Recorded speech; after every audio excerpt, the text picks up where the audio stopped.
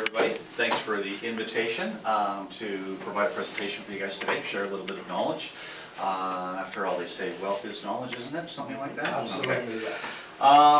In all honesty, we do have some selection as to what we want to talk about today. The one thing that I thought I would talk about is finding your clients the best value with their home inspection. Everybody's pretty familiar with home inspections, especially if you've been around for more than a few years.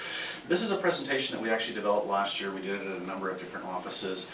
And part of it was because we were following that strong seller's market. A lot of people not doing inspections, skipping inspections, and now getting back into doing inspections. And a few different office managers were asking us about doing a presentation to help some of the newer agents that just had not seen many or seen any home inspections. So we've actually revamped the presentation a little bit, but I thought I would go through that. Depending on how interested you guys are, we can make it longer, make it shorter, skip through pages, make it really simple that way. Show of hands, who uses social media in their current work? Yep. Okay, so pretty good. I would say on that note, Facebook, Instagram, YouTube, find us, like us, share us, tag us. I'm happy with that. Take a picture right now. Give me a sec, give me a sec. Oh, it's on my face. Give me a sec. Try again. Why not? Go again. Do your pose. I like Put it on your page. Do your pose. I like your pose. Hand down. Eddie, look at me. Okay. Perfect. I've got everyone's camera. Make sure you post it on your page. Tag me in some way. And you'll be Like around the world in a couple seconds. around the world in a couple seconds. That's all it takes. Yeah. I always find it interesting because you get some people doing the portrait thing and other people doing the landscape thing. So, and I find it's more of the younger crowd that defaults to the portrait. Okay. I'm doing a Totally. story. Yeah, So- they both certainly work, but some platforms, Instagram, likes, portrait. Oh, a flash. Oh, I'm gonna turn it off because it's probably gonna. Yeah. Oh, no, it's good. Good? Okay. Benny, before you start on that one, Yep. could I ask you about the poly B? Poly B piping. Yeah, so I have a 1993 built house. Yes. It's 100% poly B, but the elbows are copper. As they should be in 1993. Okay. So So- you want to know the whole story about Poly B in a condensed version. I get it. Yep. Benefit for the whole room. Yeah, are you guys interested in hearing about Poly that? B. Okay. Poly B was widely used between the mid-70s up to the late 90s. And the problem with Poly B today is the very colorful history that it had. Most of that colorful history is the United States. We've never seen the majority of those problems and those failures, that colorful history in Canada. Most of that has to do with high chlorine content in the water, so the city potable water supply. Chlorine causes the pipe to break down. The actual pipe itself, as opposed to just fittings or anything else. And literally there are tens of thousands of houses that needed to be repiped in as little as 3 and 4 years old. Getting beyond all of that, the experience in Canada has more to do with the fittings, acetal fittings specifically. Those were only used between 86 and 89, so there's about 4 years there. So when you say 93, you shouldn't have acetal fittings. During a home inspection, we of course confirm that. Yeah. Part of the problem today is insurance companies are not Yeah. always differentiating. Yeah, wasn't, one of our agents was having that issue. Yeah. And the insurance company was, like, they were charging really hefty fee Some because say, of that, so I'll just let you carry on that. yeah, some say we don't want to insure it, others Yeah. say higher premium, Yeah. others say higher deductible, other ones Yeah. insure it quite happily. Right. As far as the insurance companies that recognize the main issues, they're properly asking the question, what kind of fittings do you guys have? And that's why we report on that, as opposed to just saying Poly B, we tell you which fittings you Yeah, have. And sometimes it takes some shopping around with your home insurance. yeah. And that's one of the bits of yeah. advice that we give our clients. Yeah, is good. Ignore most of what you see online, and you may be shopping around a little bit for it. Okay. Now, granted, if you have a house that's the oldest generation of Poly B, so the 1970s, maybe the early 1980s, that piping based on original expectations is now towards its life expectancy. It's 40 years old. It's pushing Okay, 50 years yeah. old. It was never expected to last more than 50 years. Interesting. If you have the newest of it, I would say leave it alone, don't worry about it. Okay, good. if you're renovating a house like that, if, let's say you are renovating a house with poly B, doing a major renovation, it is worthwhile repiping the Yeah, house as you go if through. you have the walls off. As you open stuff. Yeah, yeah, if it's Totally exposed. fine. Okay, good. So- Cause So good, so the fittings are the key. Yeah.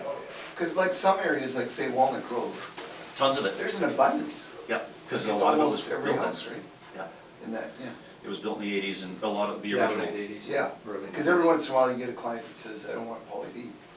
Yeah. And they can only afford a certain range, and that's, I mean, And they want a certain area. yeah, they're pretty much stuck with it. Yeah. They want North Langley, There's so. nothing you can do. Yeah. No problem at all with it, it's just a Yeah. matter of understanding what you have and Yeah, long-term, look after it. Good, good. So, that's good. who is Northwood Home Inspections? Myself, Benny Bennett, thank you for the invite today. I've been doing home inspections for 21 years. Prior to that, I spent about a dozen years building, construction, renovations as well, so housing is my career. My wife Nicole Bennett works in the company. She does more client care, admin, office management. No, she's not a home inspector, and she does a lot of the outside sales as well. She attends a lot of the social events and different things that are going on. Oh, didn't change. Raminder also works in the office. She does client care as well as, so answers the phone, as well as marketing and a lot of our online marketing as well.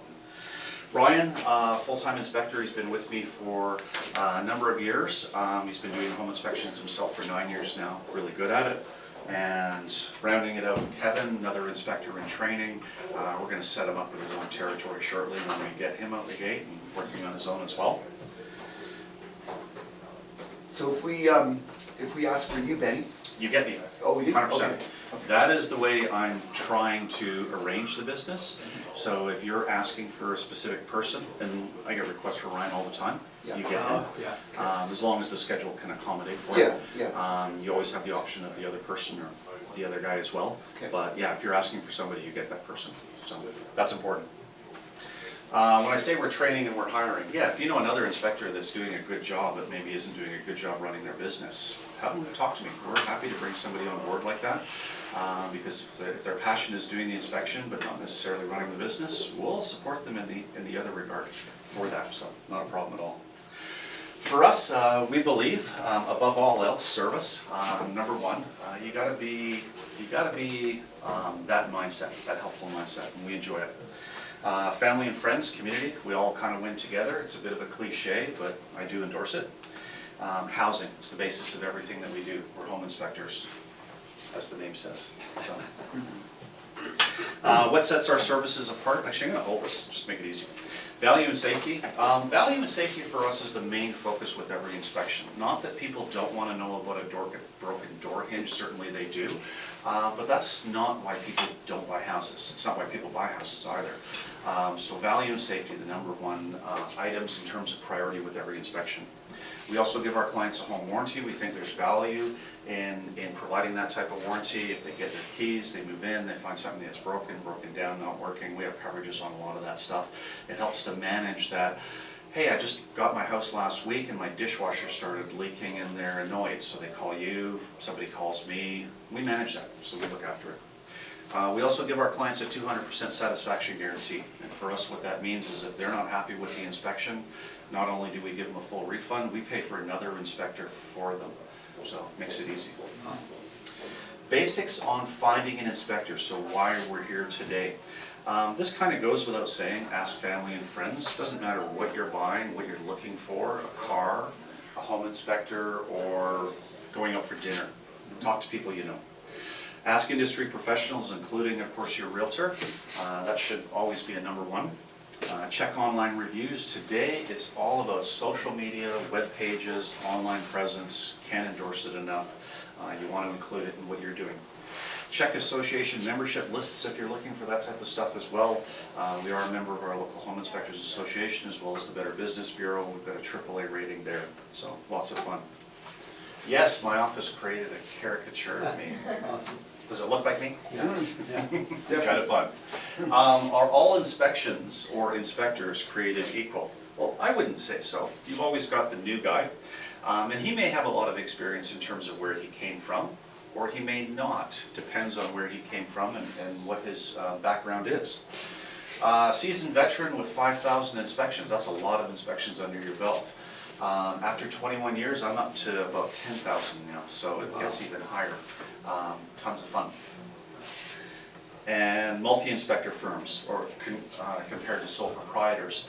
The main difference that I see between sole proprietors, regardless of how your company is structured, and multi-inspector firms, is multi-inspector firms typically have systems. And when they're doing it well, they have systems down to a T.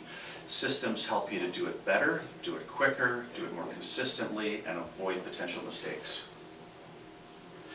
Established companies have systems. Yeah, I think I got ahead of myself there. So for us, even answering the phone, that follows a system. Taking the call, how we look after the call.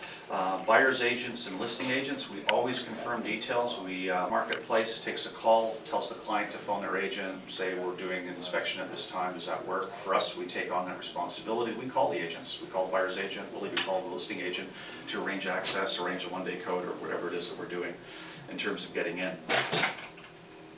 Don't step into the chair.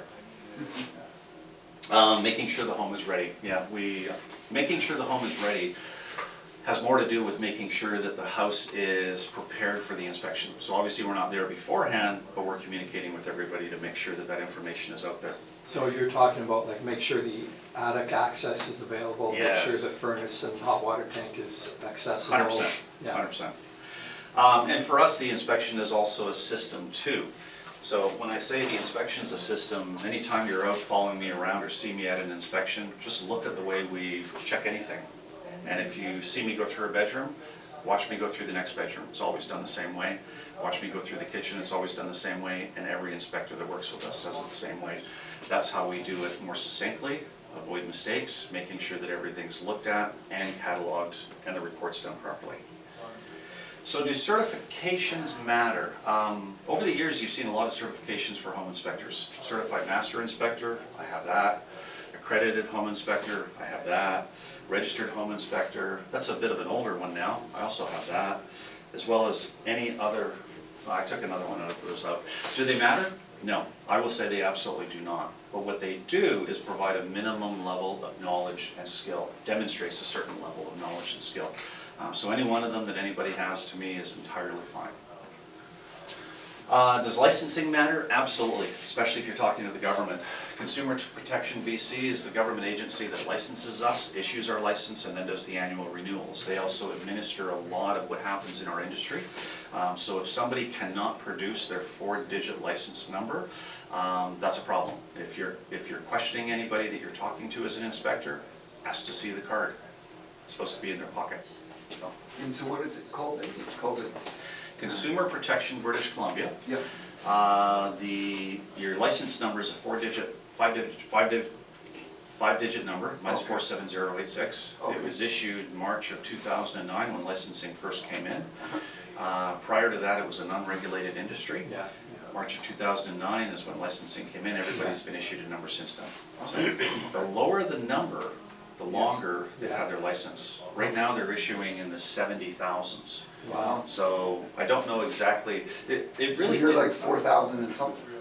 47086. Yeah. 470. The funny part about it is nobody has below 4.7. So all of us that did our application initially, They started that at March 4.7. got 4.7. Okay. Oh, okay. But there's nothing chronological about it. I think I put my application in 2 weeks into the month, and I've got one of the lowest numbers that I've seen out of anybody. And I know other people put their application in first, so I think they randomly pulled numbers.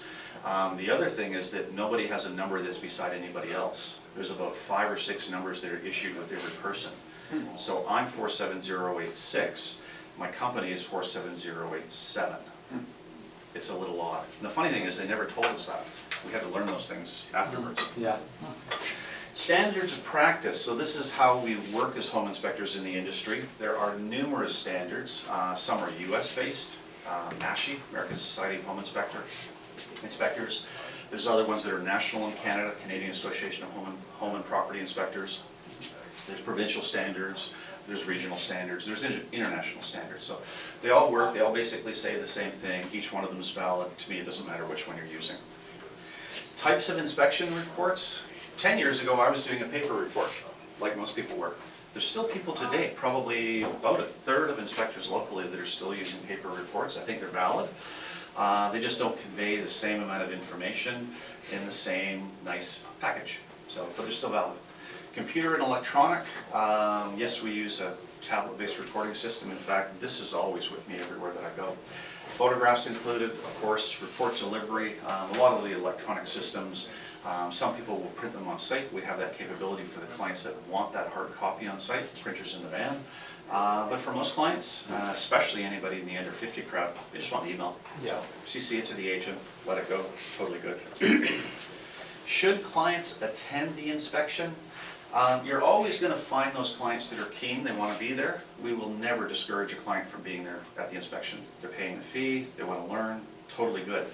I've said over the years, it took me 20 years to get to where I'm at. Don't expect to learn everything that I know in the 2 hours that we're together or 3 hours that we're together, but yes, you can learn more by being at the inspection. Interestingly, most of our clients tend to attend towards the last half, even the last 20 minutes, half an hour. And I think that's in part because that's the way our real estate market works as well. Buyer's agents are giving that advice, listing agents are expecting it. So for most of our clients, they just tend to show up towards the end. And part of it is, it's like your mechanic. Are you going to stand there looking at him installing your brakes? Probably not. He's good at what he does. He'll tell you everything towards the end. So for us, it's a little bit the same. Plus it makes it harder for you, doesn't it? They show up right at the beginning and they're asking you. We have ways of managing that. Okay. So that's one of our systems. Yes, they do ask questions. Yes, it can take an extra 10 or 15 minutes for a typical client. For us, that's no big deal. Totally fine. Absolutely good with it. The funny ones are the sellers. Oh. Sometimes when sellers are there, Oh. they want to follow you around like a shadow. And they want to look at everything that you're looking at and ask you a question about everything that you're looking at. And for us, it's totally fine. We're not going to chase the seller away. It's their house. We're not going to tell them to get out. I have heard of other inspectors doing that, but to me, you shouldn't be doing that, You obviously. have to kind of manage them with kid gloves a Yeah, little bit. yeah, of course. For us, it's just Yeah. manage softly. Yeah. They'll get bored and go do their own thing. So we'll do the inspection. So. Getting the best value for your clients also includes understanding who is your client, because it obviously does make a difference. Getting buyers ready, this is where most inspections are done, subject to inspection. Type of inspection, condo, townhouse, house, and then there's ancillary services. Ancillary services are some of those secondary things that we look after and do that can be included with the inspection. Because of the inspection standards, there's a lot of things, or some things that are not included, so it's worth understanding that. I'll get to some of those. Booking the inspection, date, time, confirm access and details. We look after all of that, so it makes it really easy for everybody. Home inspection service agreements. Like you guys, we use an electronic dot loop. Everybody uses dot loop? No? No. One of the other electronic systems? Is it Or a signing everybody on paper? system? Is it like a signing system? Signing system. Yeah, we use that to sign, e-sign, DocuSign. DocuSign, that's the one. Oh, I'm thinking okay, about, DocuSign, yeah.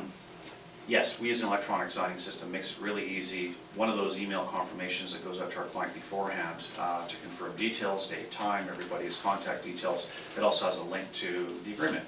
So like updating your iTunes, it's just click, accept, done, finished. So it makes it really easy. And it's also required by law. CPBC requires that we use a contract, whether it's a paper contract, an electronic contract, they require that we have a contract. And it references certain standards as well as limitations. What else am I thinking about? This is an interesting one that most people don't realize. We are required as home inspectors to collect the client's current address when we do an inspection. I have no idea, no idea why, Wow. but CPBC asks that we do that. So not only is it name, phone number, email, inspection address, they're asking us to collect their current address too. Interesting. So, I always recommend clients review transaction details and documents beforehand. Bring any concerns to the table. We can answer a lot of those questions, whether it be strata docs, depreciation reports, or questions from insurance companies in terms of home insurance. Specific concerns, let us know. We're here to help. In fact, that's one of our standard questions. Do you have any specific questions or concerns about the home as we're booking the inspection? Yeah. That question and answer goes into the system so that the inspector on site knows, are there any high points we have to achieve? Without it, you're still likely going to get there, but you want to make sure you're going to get there, so we've standardized it. Industry advice is often to attend for the duration. Okay, so that's redundant. We've already talked about that a little bit. Of course, we always recommend clients attend for the last half hour. Certain clients of ours, they just don't stop by. That's totally fine. We also have an online payment system where about 20% of our clients right now are just voluntarily paying for the inspection the day before. They have that option with our online system. So some clients, they're just not coming by, which is okay, but I think it's worthwhile for them to be there. They get better value out of it.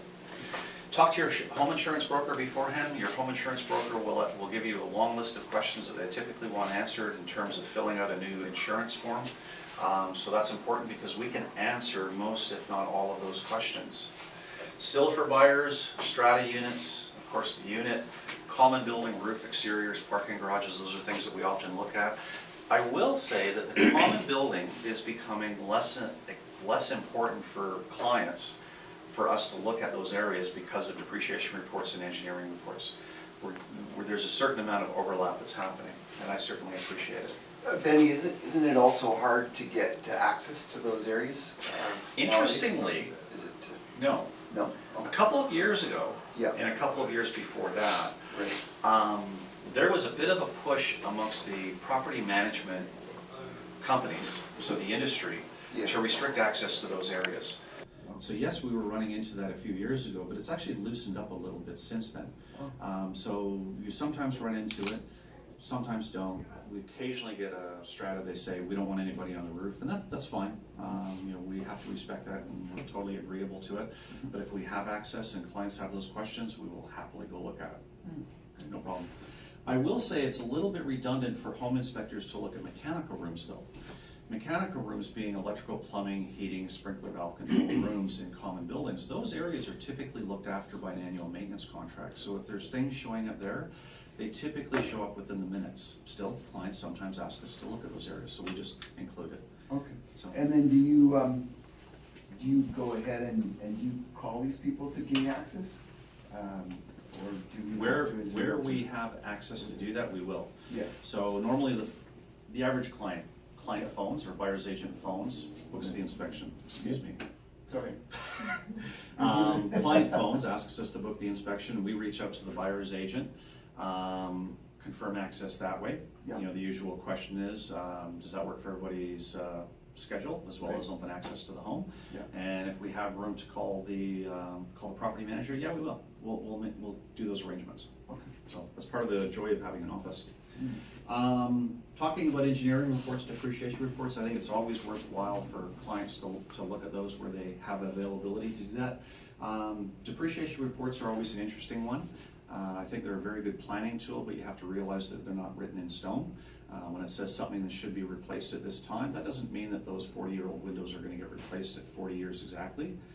They may last 60 years. On the other side of the coin, that stucco exterior may only last 20 years, but we've changed the way we've done stucco for quite a few years now, so. I did eat breakfast. You probably need some of this candy. Water. Finishing up for buyers. Reports are done on site, so that makes it very easy. We typically go through the report as a summary, finish it. If there's enough time on site, we'll finish it on site, email it from site. It's all done on the iPad. Makes it very, very good. I do recommend for clients to always read the report. It does happen quite regularly where clients will phone a week later, a month later, occasionally 6 months later, and they're asking a question that's actually answerable just by reading the report. We're fine with the call.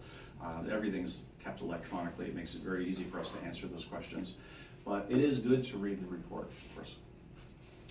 Managing expectations, that's a bit of an interesting one. We could talk about that for an hour. So what does the client expect with a home inspection? Do they want us to cut drywall off and look behind the wall? I've got an inspection booked on a float home next week, and they want to know how much rot's in the wall because they know that the building is leaking. So they're interested to know how much rot's there. So you do float homes too? Yep, float homes are pretty easy actually. So there's no site conditions. Yeah, that's right. Anyways, there's barge. So, but yes, we do float homes as well. Okay. Yeah, so managing expectations comes down to understanding what the client's concerns are and looking at it that way. Understanding ancillary services, the number one thing to always be considerate of in terms of ancillary services are lab times. So if we're doing air quality, allergen, mold testing, water quality, those typically have a waiting period for lab results. Some things are overnight, some things are 3 days. If you look at water quality and you don't order the rush, it's actually a 5-day turnaround. And that's for the local company that does water quality testing. So you always want to look for the rush results, then you get it the next day.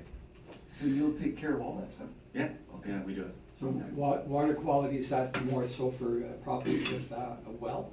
Yes. Or will you find, you won't have to do that on a municipal? If you have city water, no, we're Yeah. typically not doing Okay, water so it's quality. typically acreage properties? I did have one client 2 years ago that asked me for water quality testing, even though they were on city water. Yeah. They didn't care, they just wanted water quality testing. So that's, again, managing More expectations, curious, understanding what the concerns are, happy to do the test, no problem at all. You know, maybe there's a personal something that they're thinking Mhm. about, or some experience that they've had, they just want to avoid, totally Yeah. fine. So Benny, so air quality, so if it was a former grow-op or something like that, you guys, you can handle the whole thing? Yep. Okay. Yeah. Now, the interesting part about grow-ops and the BC Real Estate Council Association, they've been talking to stakeholders, you probably understand this, for quite a few years now, regarding grow-ops and the disclosure and how disclosures happen with grow-ops, because persons that are buying those properties are sometimes having a hard time finding financing. So, now the interesting thing about grow-ops is if you take a grow-op that was busted properly, so the police came in, took everything away, the city shows up, all the cleanup protocols are enforced to make sure that the property is properly cleaned up. That house, in the vast majority of cases, is cleaner than every other house on that street. Oh. So that's one of the double-edged swords of grow-ops. It's the house that was maybe the one room, smaller operation, didn't get busted properly, just got cleaned up quietly, pushed under the table. That's the house that's typically got the problem in terms of cleanliness. So, and more than just mold, it's also pesticides and the other toxins that sometimes end up in that building. Oh, okay, So, yeah. yes, we can do some of that testing and help out. So, Excellent. services that don't require waiting time. So these are things that we just add for the clients on the spot, can add them on the spot. We can check pools, septic systems we arrange with a subcontractor because that's another licensed industry. Oil tank scanning, we can also do that. And again, that one we typically arrange with a local subcontractor just because it's expensive equipment. We don't do enough of it to justify doing that on our own, so we bring somebody else in. So those things we want to know beforehand. The pool, we just add it right on spec. What would, for oil tank scanning, do they just use a metal detector and kind of cover? Metal detector is one of the basic tools. More typical is ground penetrating radar. GPR is what they call it. Is it non-obtrusive? It's a scan. It It's a literally scan, goes yeah, through, yeah. it'll go through a wood patio, Wow. a concrete patio. It reads through the debris that's underground. They often pick up anomalies. So somebody dropped a wrench, grass Yeah. grew over it, stayed there. Yeah. They'll actually pick it up. You can see the image of the wrench. And for, say, In the scan. an 8,000 square foot lot or 7,200 square foot lot, what's the fee for that? Flat rate is more about $500, and it doesn't matter whether they're looking at 1,500 square feet or Oh, 5,000 okay, square just to feet. kinda show It's up, it's- show up, do Yeah, it, write the okay. report. So any hidden treasure? Any hidden treasures? The only hidden treasures I found so far were 2 wedding rings behind the laundry. Really? Yeah. Wife was happy about those ones. Yeah. And on top, But that was you, that wasn't a scam. bag of money in the attic space. No, I'm kidding. I Yeah. haven't So found that just one. keep that hush hush. Yeah, It's on camera. It's on camera. Found this big bag of white powder up in the attic, and didn't know what it was, so I used it in my coffee for about 4 years. Yes, yes. Gave me a pretty good pickup every morning, but. That's why your sales went through the roof all of a sudden. Yeah, that's right. That's right. Unlimited energy. Yeah, yeah. So what about warranties or guarantees? For us, that's easy. We use them. 200% satisfaction guarantee. Again, client's not happy with the inspection. They're not happy with the service that we provide. Not only do we give them a full refund, we pay for another inspector for them. It makes Have it you ever really had to easy. do that? Hmm? Have we ever had to do that? Yeah. Is this on camera? She can always stop it. In 3 years that we've been doing that, we've never had it happen. Not once. So we're still at 0. So, which is the goal. So that's So part of you'd the have, goal. you'd have another company that you admire Meyer and you would just, That we would recommend Yeah. to do the inspection? no, if that happened, you probably have somebody that you would, Client's free to choose whoever they want. oh, okay, Yeah, the only limitation we have to it is if we're charging 600, yeah, that's the limit. So I don't wanna Yeah, pay yeah. for an inspector that's gonna charge $2,200. Yeah, Yeah, yeah. yeah. So makes that's where it's 200%, yeah, so 600 times 2. So, got it. oh, getting ahead of myself, 200% satisfaction guarantee.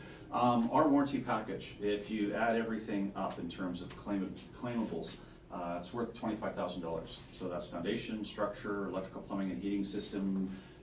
There's coverage on most appliances as well. Makes it very easy to manage that phone call. The client moves in, a week later, they find that the dishwasher is leaking. So we include that with our inspection. So if that, I think you're gonna ask my Yeah. question, so you go ahead, Yeah. Wayne. So if they call on the dishwasher, is there like a deductible or how does? No. No, okay, No. so the process. The only part that has a deductible Yeah, is the 5-year leak repair warranty. You're getting a little ahead of me. okay. Um, Yeah, no, you anyways. just take it at Yeah. your, So the only one that has a deductible is the 5-year leak repair warranty, and that's why it's 5 years. So you're saying you do an inspection, Yeah, you check out all the appliances, Yep. they're fine, yep. and 2 weeks later, It's a transaction warranty. Let me say that right off the bat. It's not meant to cover them a year or 2 years later. yeah, The 5-year leak repair warranty is 5 years. That's the one that's way out there. It's meant to cover those surprises where we do the inspection today, they take possession later on, they get the keys from you, open the door, they find a problem. So it's yeah. 90 days from the day of inspection and 21 days after possession, whichever's longer. So if Okay. they have a short closing, they get the balance of the 90 days, obviously. Yeah, If they have a long closing, let's say they're 6 months out, yeah, they've yeah, got yeah. those 3 weeks transition. Yeah, okay, yeah. So that cut, like, if one of the appliances happens to break down, Yep. they call you and you have insurance? They can call me, which is fine. We will direct them to the warranty provider, Wow, which is residential Yeah. warranty services, and they walk them through the Yeah. process of making a claim. Yeah. And that looks like, tell us what the problem is. yeah, And then they ask for a copy of the report. Now, I may Okay. send them the copy of the report, which is fine. And then RWS asks for a local contractor to provide a written estimate of something, whatever Yeah. the problem is. And then they Oh, say, okay. yep.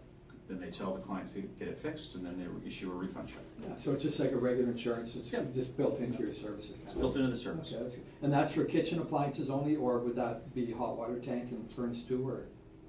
Good, I'm glad you asked that question, because, yes, it includes all of those things. Yeah. Now, for most people that use a similar product to us, the only appliances that it includes are the furnace, the water heater, and I think it's the stove. For us, it includes all of your standard appliances. Yeah. So washer, dryer, dishwasher, fridge, stove, standard kitchen, garage door opener, garage door, furnace, air conditioning, heat pump, water heaters, all of those things. Anything that has a model number. That's cool. well, that's fantastic. And that's all in the cost of the inspection?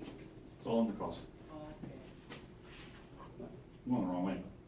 So what about warranties? Getting sellers ready, I'm gonna come back to that warranty bit shortly, just to explain some more of that.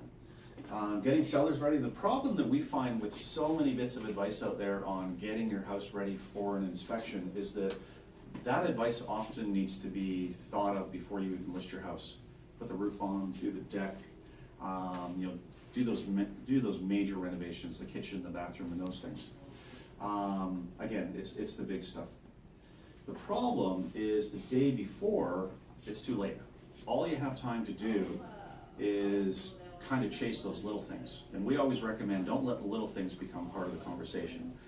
Gutters that are overflowing. Nobody wants to, as a buyer, you don't want to show up and see water overflowing the roof if it happens to be raining, and especially if that's something as simple as cleaning gutters. So again, don't let the little things become part of the conversation. Debris on and around the house, clean it up. It's very easy to look after, especially drains around basement landings, window wells, even your storm sump. Easy things that you can look after in 20 minutes. And when you add up all those 20-minute things the day before, maybe somebody's working all day to get the house ready. But still, don't let the little things become part of the conversation. Light fixtures that don't work. light fixtures that don't work, reporting on them really isn't part of the standards, but home inspectors typically report on them.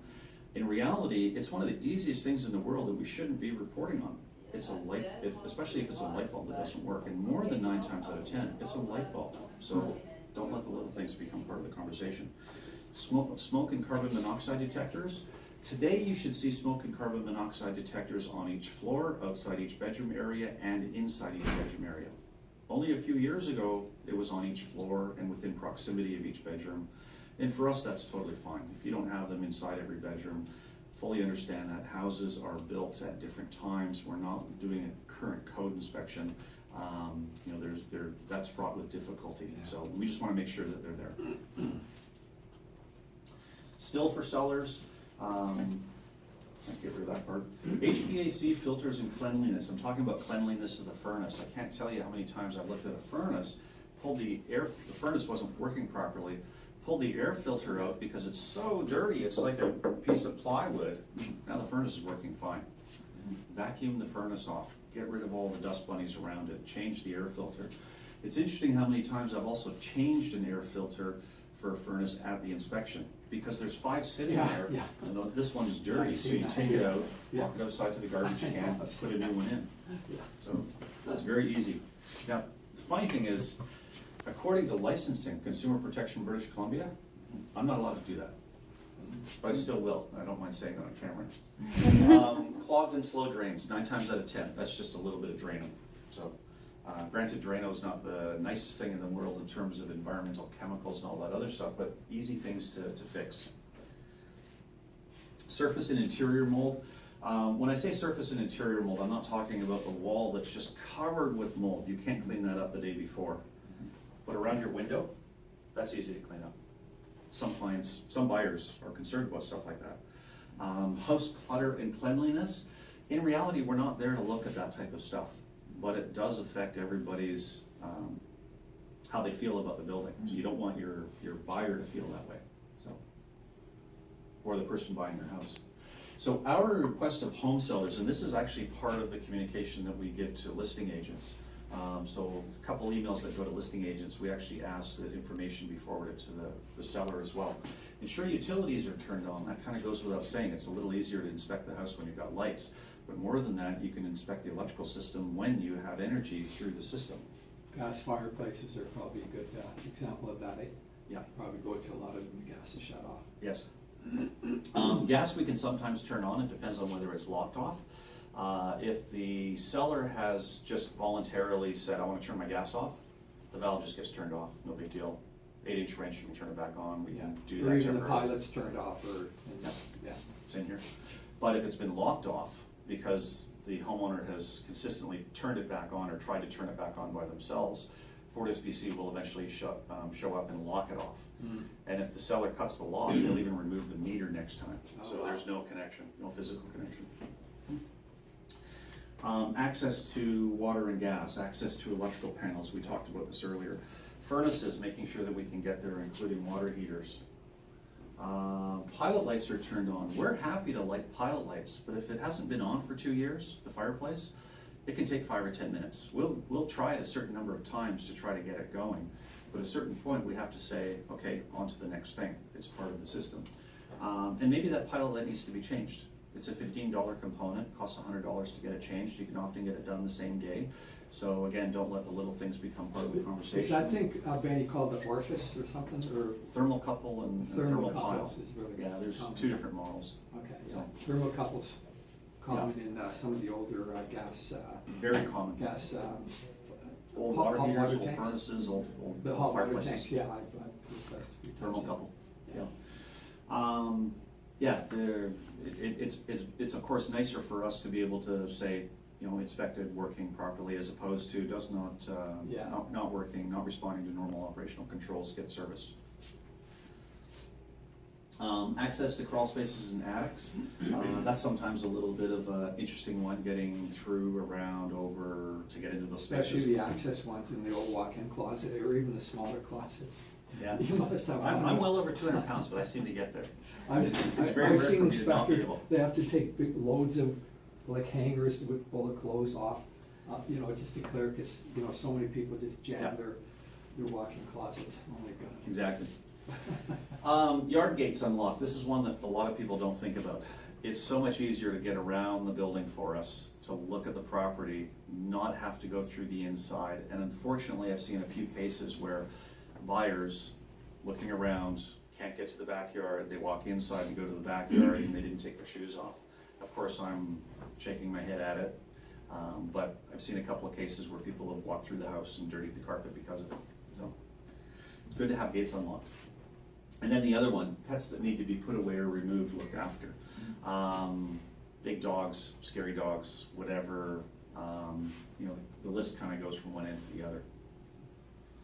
I'm fine with dogs, but some people aren't.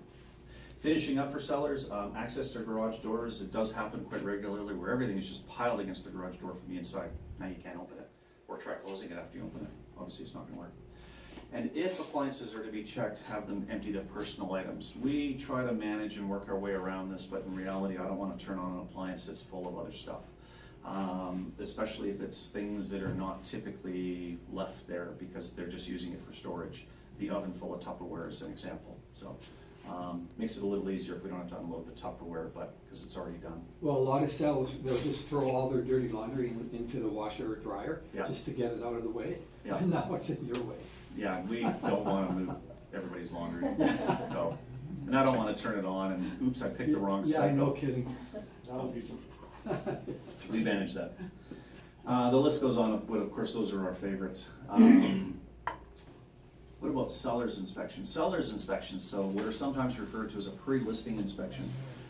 I will say a couple years ago, this was a bit of a growing potential to try to encourage no subject offers. A few years ago when we were in that strong seller's market, a lot of people just weren't doing inspections both on the seller's or buyer's side because it wasn't necessary. You didn't need it. You didn't need it as a seller, and as a buyer, you were forced into a position that you couldn't do it. For sellers today, buyers are taking advantage of doing inspections. So as a seller, if you're doing an inspection, maybe you're gonna encourage a few offers and get that no subject offer. So it also helps out with avoiding surprises. Last minute surprises typically cost sellers more, mainly because it's just the way negotiations tend to work. If that roof should cost 15, often the number gets thrown out as 20 or 25. Get ahead of it by including it in what you're doing beforehand. And taking advantage maybe of replacing the roof and then getting full value on the sale. It also helps out with disclosures, especially if the seller doesn't live in the property. Maybe maybe it's a revenue property.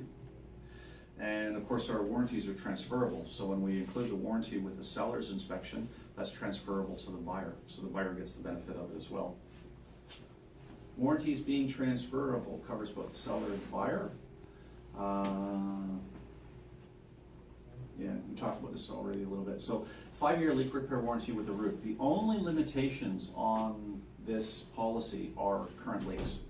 There's no age limitation. So if it's a 30-year-old roof and a 20-year product, it's still got a 5-year warranty on it. If it has a current leak, we have to itemize that leak, and that leak is either excluded from the warranty, or if it gets fixed, then the whole roof is still in the policy. So they're not looking at how old or how ugly the roof may look. It's still there, 5 years.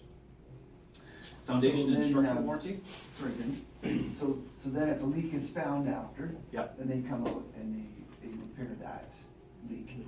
Yeah. If you have a leak, what you do is you phone the warranty holder, that's RWS. They tell you to have a local contractor fix it. They come up, they fix it obviously, and then you submit the claim, and then the deductible is subtracted from it, they send you a check. Okay.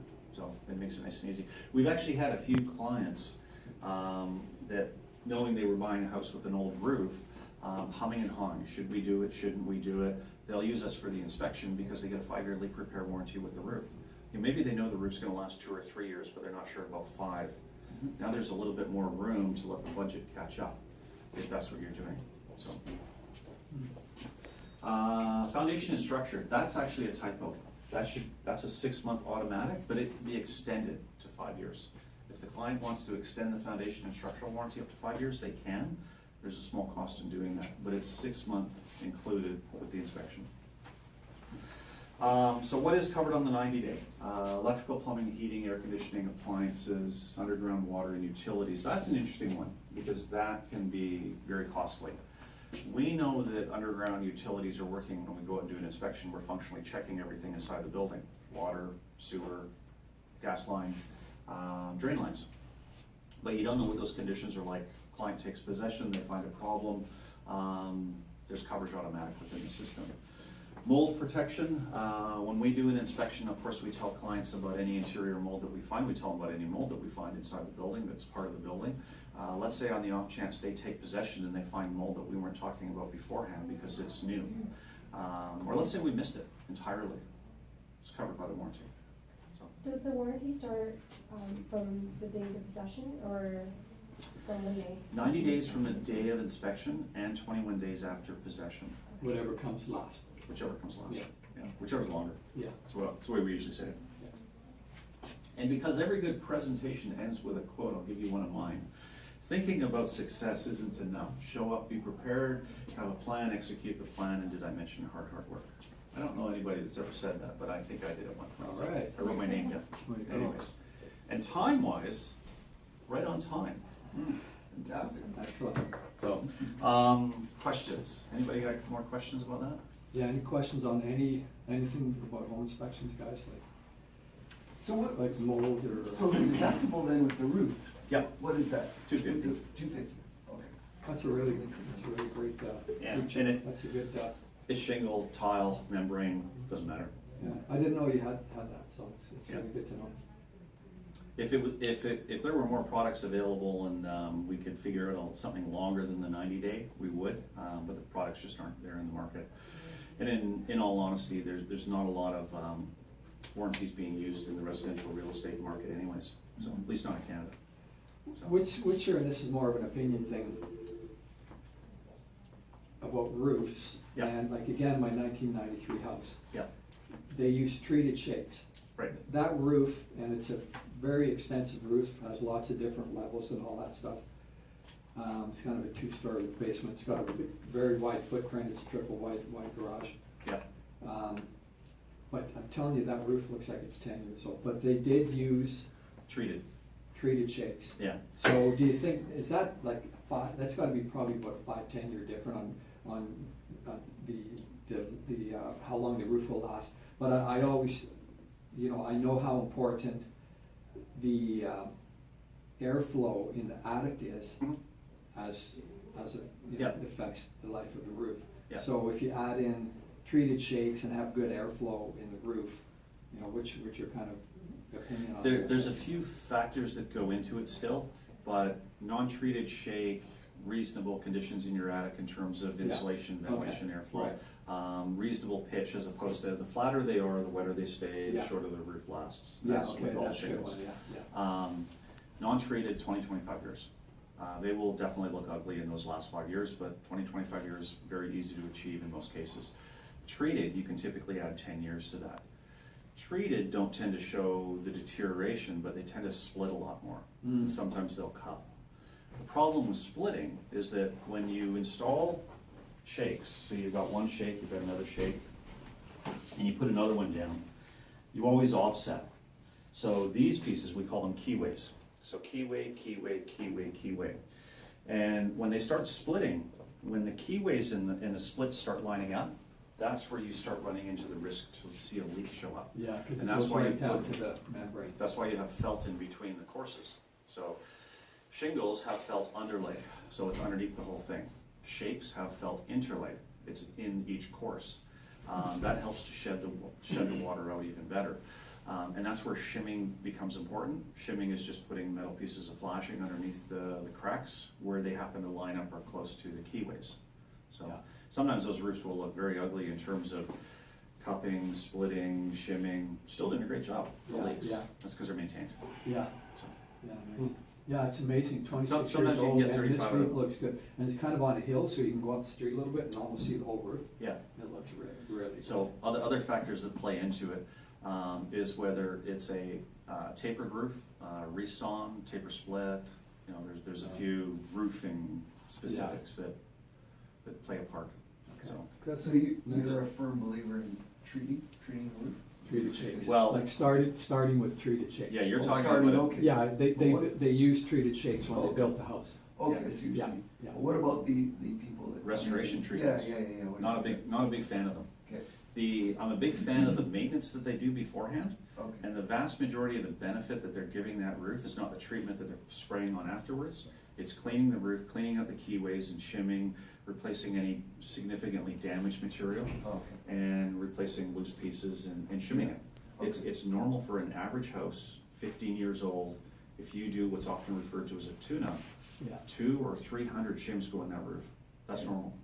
yeah, I did that to a shake roof of mine, and it just lasted, it did a tremendous job on it, but the biggest, I think, drawback of those, and you'll probably agree, is walking on shake roofs is really bad for it. Yeah, some It's of not the the biggest drawback of having Yeah. work done up there. Some of the people that advertise the treatment, the aftermarket treatments, they will say, we can double the life expectancy of your roof if you follow our maintenance regime, but they want you to do a certain number of those treatments every 5 years over a certain period of time, and yeah, it's helpful.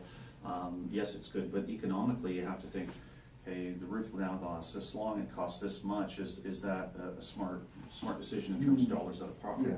Often it costs you twice as much, but there's a lot of maintenance that you had to do in order to get there. Yeah, Again, the biggest benefit is cleaning the roof, cleaning the keyways, shimming, replacing rotten material. The treatments are fine, but Yeah. they're expensive, that's all. It And seems- yeah. you get best value when the roof is a little on the younger side. okay, So do that work when it's 12, 14 years old, not 18 or 20. Yeah. yeah. Because as the roof gets older, you're causing more damage by walking on it. So preventative. They're basically maintenance. wearing golf Yeah. shoes. Okay. Yeah, exactly. Yeah. So then, yeah, cause you don't really see, at least I don't, see the treatment being pushed that much anymore. No, 10 years ago it was big, Yeah. bigger. Yeah, so Benny, what's the cost, it's probably in your folder here, but what's the cost of all this, The cost of an Yeah. inspection? yeah, For us, we're kind of in the middle of where a lot of other people are. Our average house inspection fee right now, $540, okay, so plus GST, plus GST. yeah, Apartments are $367, condos are $427. okay, Age, square footage adjusts it by a little bit. At a Yeah. basement suite, there's a bit for the extra kitchen. okay, So there's a few questions that we asked to determine the price. yeah, so that's competitive, considering all the stuff you offer, We're giving a warranty, yeah, Yeah, very good. so. I've got another presentation that's on our systems, so we can come back and show you that another day. yeah. And show you how we actually run it. Yeah, Good. excellent. It's kinda fun. Anybody else? No. All right, thanks, Benny. Very good. Thank you, guys. Appreciate it.